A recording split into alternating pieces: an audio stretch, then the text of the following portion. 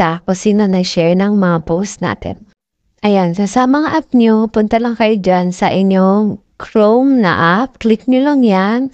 Tapos, makikita nyo sa taas may search button dyan. I-search nyo lang yung web.facebook.com/profile.php. Yan, click nyo lang yan. Yan, pagka-click nyo yan, then click nyo rin yan yung Facebook profile. Ayan, pagkapunta na kayo sa profile nyo, ayan, yung profile ko, scroll down lang kayo dyan. Yan, scroll down nyo, hanapin nyo lang yung gusto nyo makita na may nag-share ng post nyo. Tapos gusto nyo malaman kung sino nag-share nun. Yan, hanapin nyo lang yung gusto nyo post na yon. Ayan, yung sa akin, ito na lang siguro para makita natin kung sino yon. Click nyo lang yung pinaka-post. Tapos sa bandang baba lang, scroll down ng konti. Ayan, may makikita kayo dyan na one share. Click nyo lang yun. Ayan. Thank you so much, ma.